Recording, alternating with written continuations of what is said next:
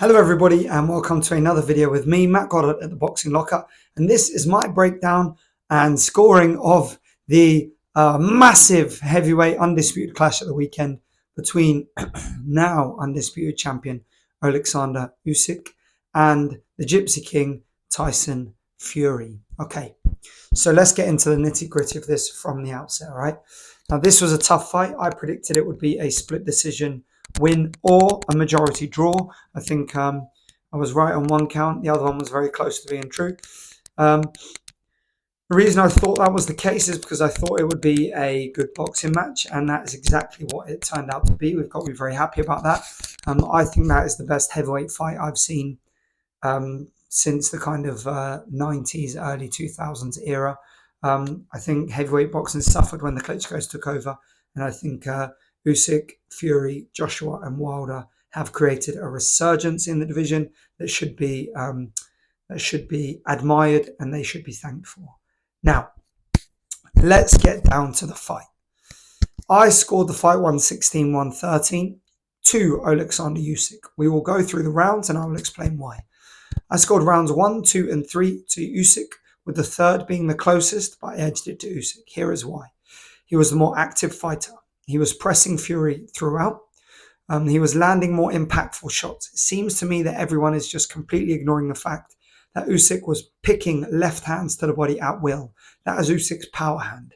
That means those shots had a lot more impact than the few little flicky jabs that Fury landed. Also, you do not get points for showboating with your arms on the rope doing nothing. Usyk nullified that entirely by taking a little step back, forcing Fury to move forward so that he didn't have an opportunity to show off and do anything that might be score-worthy, such as making a few punches miss and leaving Usyk on the ropes. Usyk was in control of the rounds. That is the most important thing. You score the round on who is controlling the round, by who is landing the clearest, most impactful shots, and who has dominated the pace, the space, and the ring itself. And that can only be given to Alexander Usyk for the first 3 rounds. However, in the third round, there was a slight shift in momentum towards the end of the round, and we saw Fury start to change it up a little bit. Now, I should clarify, Usyk was continuously circling to his left at this point. Okay, circling to his left. There wasn't really many feints to the right. He wasn't doing that little sidestep out with the right foot that he usually does to get himself off of the orthodox center line. Fury was circling to his right, which was walking Usyk into his power shot. He didn't throw many in the first 3 rounds. In fact, he threw very, very few. However, round 4, the game changed. Fury started landing the right hook to the body, the right uppercut to the body, the right uppercut and right hook to the head, and a short cross a couple of times. That was off the back of a flicker jab. The flicker jab itself was essentially not a scoring shot. Usyk was dealing with it, but in dealing with it, he was opening himself up to following punches that Fury was landing very well. In round 6, I believe, Fury had some success and hurt Usyk. Did he stop Usyk? No, but he did hurt him. And Usyk had to adapt and overcome that with footwork, with good composure and with balance, and using the jab to keep Fury from rushing him and doing any great damage. Now, what happened was, on my scorecard, I gave Fury 4, 5, 6 and a 7. He was still in the ascendancy in 7. However, I think at this point, Fury started to tire. The body work from Usyk in the first 3 rounds started to impact Fury, and as such, he began to tire because he gassed himself out. I think the psychology of not being able to get Usyk out of there also affected him, and I think the big change came in round 8. Now, in round 8, Usyk then made an adaptation to his style. He started putting the right foot slightly off center, going to his right with it as he was stepping, shifting between the 2 movements. As he was slipping, he took a little bit of a step over rather than just slipping on the spot. That enabled him to move away from Fury's right hand, which then nullified that right hand follow-up on the flicker jab. And he started being able to throw his left hand once again at will to the body and to the head. In round 8, you'll see that Usyk lands a very, very big left hand straight to the nose of Fury on a slight upward trajectory. And I believe that either broke Fury's nose or did a lot of damage. It started bleeding and his eyes started swelling and watering. That's what happens when you get hit on the nose. It was a great shot, and I gave Usyk that 8th round comfortably. Obviously, round 9 is where the controversy happened. I think Usyk dominated that round. Obviously, it's a 10-8 round because the referee gave the count. Why did the ref jump in? This is important. Fury was saved by the ropes. He would have hit the canvas if it wasn't for the ropes. Now, that doesn't have to be a stoppage. The referee steps in, gives Fury a count because he would have hit the floor, but the referee obviously believed that Fury was capable of getting up and defending himself, which he proved in the next round. So the referee decided, he used his discretion to give the count. Fury was up, and then the bell went for the last, I believe there was a few seconds left in the round. Usyk couldn't quite finish him off. He did a lot of damage in that round, and obviously then Usyk was back in the ascendancy. At this point, I've then got it the first 3 to Usyk, then 4 to Fury, and then 2 to Usyk, with one of those being a 10-8 round. So that means Usyk is 5 rounds to 4 with one 10-8 round, which makes it basically 6-4 on the scorecards. Round 10 comes about, and I think it was another comfortable Usyk round. Fury will use the round to recover. He didn't have a lot in the tank. He looked tired. Now, I, on my card, gave 2 10-10 rounds. I gave the last 2 rounds drawn. However, if I was forced to score them to a winner, I would give round 11 to Usyk and round 12 to Fury, which means, again, I've got a clear winner in Alexander Usyk, which I believe would end up being 116, 114 or 117, 114, something along those lines. So, as I said, Fury had a decent-ish last round. I think maybe Usyk, to be honest, slowed in the last round a little bit as well. He was tired. He couldn't quite get his work off with the same speed and intensity, having pressed the fight for the full 11 rounds prior, which I think he should also get credit for as the smaller man, as the blown-up middleweight, as the former undisputed cruiserweight champion of the world. I think I liked the style of the fight. I think there is questions to be had over Fury's corner. I think the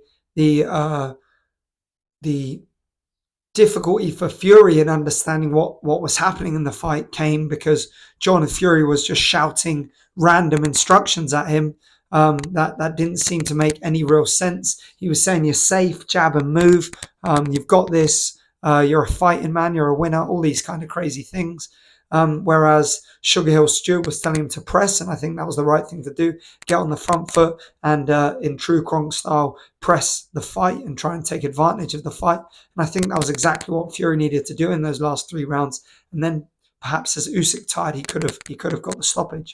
I think he should have done it with intellect. I think he should have done it in an informed manner, but I think that was definitely what needed to happen. I think Andy Lee was just calling out that Fury was winning, and I don't think that really got anything, that achieved anything or was advantageous at all. Even if they did think that was the case, you have to go out and kind of snatch the belts from the guy. You know, they're both champions, but Usyk had more belts, and you need to make it clear that you are the victor and that you deserve the win.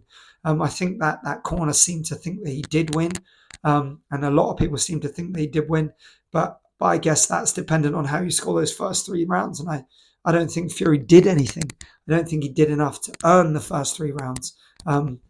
I don't think you can go out there and be completely negative and throw a low punch rate of any sort of impactful shots and expect to deserve to win those rounds. Post-fight kind of interviews in the ring and stuff, I think Fury seemed concussed. He was just blathering. He was talking about the war being the reason that they'd given Usyk the decision, and shouting Happy New Year, which was crazy. I don't know where that came from, but he was humble. And in the post-fight interviews, as he always is, he was actually very humble. I think in the build-up, if he tempered his kind of over-the-top insulting nature, you know, as an advocate of mental health, I think he needs to be a bit more respectful in his behaviour of and in his treatment of his opponents. The showboating in the ring and stuff, I think it also cost him. I think it was time wasted when he could have been landing punches and having a more effective fight. I think when he threw in small volume, it troubled Usyk. I don't think Usyk was capable of defending the flurries of punches, and I think that's what Fury needs to do in the rematch in October. Usyk, obviously, always composed and organised after the fight and came across very well. I'm very happy with his victory, very humble, and they both were very respectful towards each other afterwards, which I love to see. The second fight, the rematch, happens in October, and I think that's a great thing for boxing to have. I think we know that those two fighters are the best heavyweights. I think the IBF stripping Usyk of the title now to make that the Hrgovic Dubois fight for that title is just ludicrous. Make Hrgovic the mandatory post Fury rematch, and if they don't fight, then strip the belts. Fine, but nobody's interested in that Hrgovic Dubois fight. Not really, not for a title. If all of these guys were then competing with each other and they created a clear mandatory challenger for all the belts, then perhaps we could give them a little bit more respect on that decision. But I don't think they've done that. I don't think Hrgovic has done anything to deserve this fight in terms of making huge waves in the division. I thought Zhang beat him, Zhile Zhang. I thought he beat him. Hrgovic beats Dubois. It's a good result. It doesn't mean he's going to beat Fury or Usyk. The rematch. Can they adapt? I think Usyk is the more adaptable fighter. I think Fury has two more polarized styles in his aggressive style they used to defeat Deontay Wilder in the second fight, and in his box and move style that he used in the first Wilder fight and in this Usyk fight.